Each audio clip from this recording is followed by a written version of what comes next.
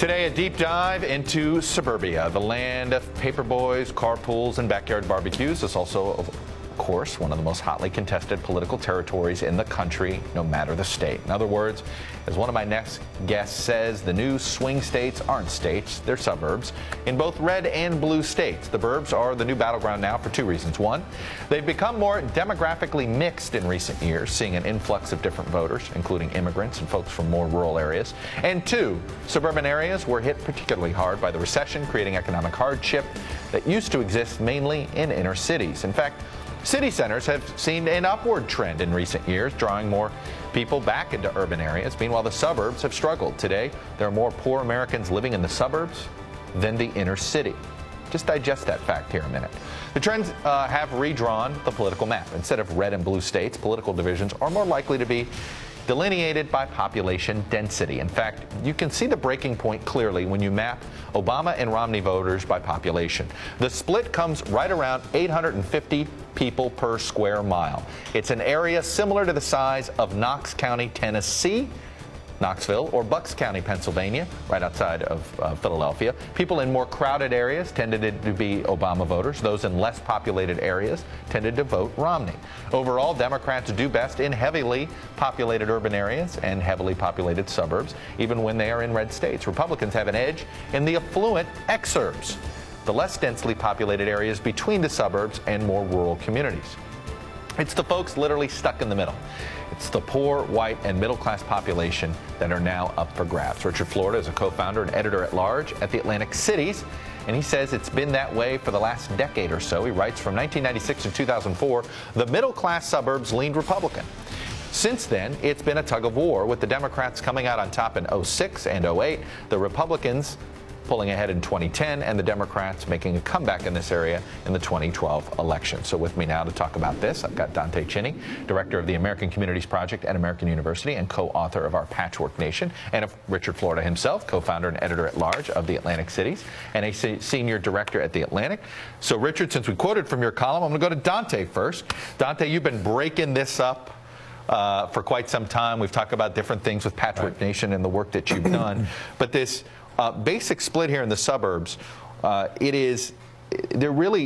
is it moving in one direction, or is it really now, is there sort of some stability in this swing vote area? Well, I think it depends. You laid it out very well in the introduction, where there's a split that really exists where the suburbs end and the exurbs begin. Right. So if you look at the way we break it down with the American Communities Project at AU, is we have a type of county that's called these urban suburbs, and they are definitely getting poorer in some ways. Urban suburbs. Now, here in Washington, D.C., that would be Arlington, Montgomery County. New York City would be Bergen County, things like that. In Chicago, Lake County? Lake actually I think falls into the exurbs, but you would see around Philadelphia, it would be Montgomery County. They're Montgomery County. They're Montgomery County, right. So these are places that are getting poorer, but they're also, they're the wealthiest of all the types I look at. And they still have, so what's happened is they've urbanized, in a sense. They've gotten poorer, they still have a lot of wealth. They've grown more diverse, but they still have a large white population. And Democrats really have grown their advantage in those places.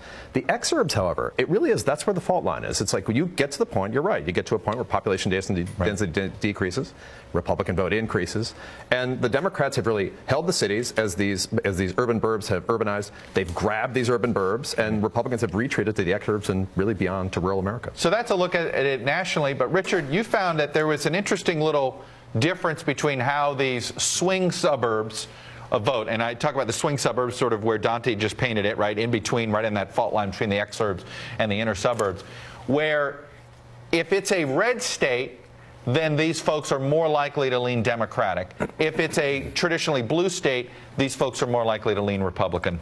That's what you found? Explain. Yeah, that's it. There's this terrific political scientist, and you know we use Dante's work all the time in our writing, in our analysis. There's another fellow, Jeff Sellers at USC, who's really broken this down in a series of technical papers in a major volume, and he's really parsed this data. And he says, in these edge places, these kind of urbanizing burbs that Dante talked about, that's where the battle is. That's where the battle is. And in the red states, in battle elections, they're more likely to turn blue, and vice versa. But I think going back to that metric, that metric that you pointed out, that density metric, it is It is amazing when you think of all the complications that you look at, Chuck, and others look at in American elections, to think a simple metric like density. You know, when you tip over 800, 850, when you get to 900, 1,000 people a mile, you tip the election. And I think that's the thing. You know, there was a congressman in Northern Virginia who, I think it was Tom Davis, who said economic development works.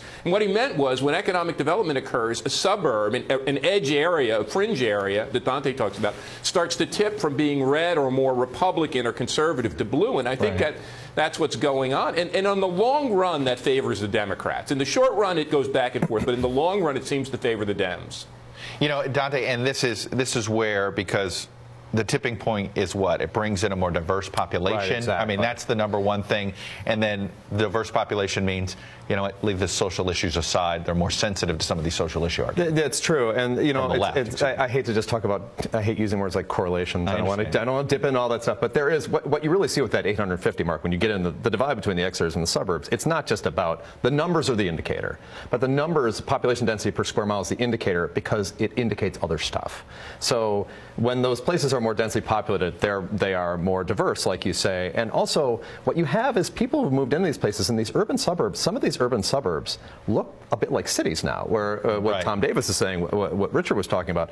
You know, they develop around mass transit centers, they develop around metro stops, around subways, and you get population density there. And what do you get? Like, one thing I measure is you get like a Starbucks index, right? Right. You can look at Starbucks as Starbucks marches into places.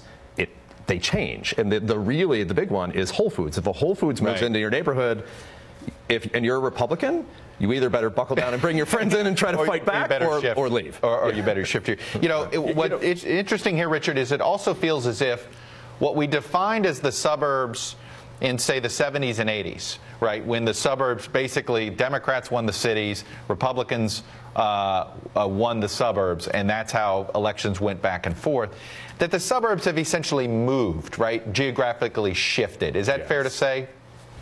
Yeah, I think when Sellers calls this metropolitanization, that the city boundary, as Dante said, is expanding out. You know, it's interesting going back to the old silent majority, Richard Nixon, Kevin Phillips.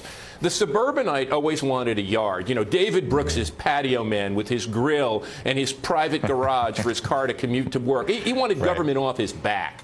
The urbanite, and now expanding to these metropoles, these edge urban burbs that Dante has chronicled. In these urban burbs, people need public services. They need transit to get to work. They need schools to work. They're denser. They need crime to be under control. So they start to tilt to this bigger idea of a bigger, of course, more effective government role. They don't want too heavy-handed of a government. So they start to tilt Democrat. And Dante's right that the density number is an indicator, but it's that diversity, and also, I think, this demand for a better role of public services, while those folks out in the experts say, no, the heck with that, get government off my back, I'll go Republican, I can do it myself. Particularly on local level governing. This is where this is particularly acute. Yeah, and when you're in those excerpts, Christie's interesting. Right, absolutely. And right. Chris Christie is particularly interesting because he's the one guy, and I'm trying to look at the numbers now. I looked at the numbers from the last election. He's the one guy on the Republican side who seems to be able to go in and grab, you know, Bergen County, where I grew up. You know, he dominates in a place like Bergen County. So he's a really interesting guy to me in that he's the one Republican that seems to be able to go in and get these urban burbs. He may be able to play there. That's true. I do think that that's a good point with Christie. I do think that these urban places, it's not that they don't need government services, they just don't see it the same way. You live in an urban place, you need those things, and you have a different attitude. It is, absolutely. Anyway, Dante, Chinni, Richard, Florida. I could go on for a couple more segments, but I have to hit a break. Thank you both.